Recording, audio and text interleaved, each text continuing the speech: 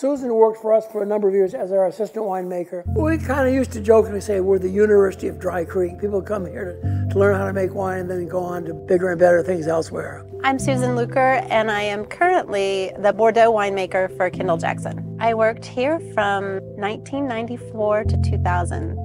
The best years at Dry Creek. They were great. The wines that we made in 94, 96, 97 was awesome. I was basically an intern and I never left. I was primarily in the lab, in the cellar, and then in bottling. We all had a piece of equipment. My piece of equipment was the sparger, and then I also was kind of the labeler whisperer.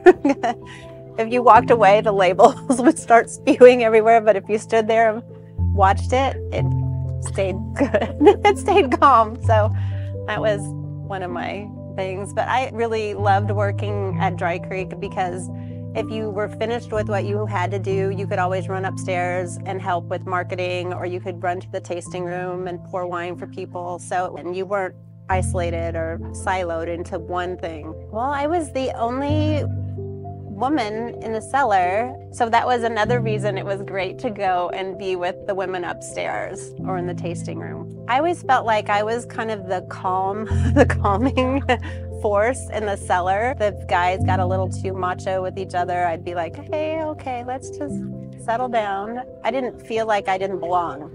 I got support from everybody around me. There was, probably 15 years ago, there was an event in Sonoma Valley about all the women that had made it, foremothers of the wine industry, and they had all spent a little bit of time in Dry Creek Vineyard. So Phyllis was one of them, Julia, Iantosca, but it was like all of them. I'm like, wow, I didn't know. It's amazing what just having a few women, how that kind of spreads through the industry.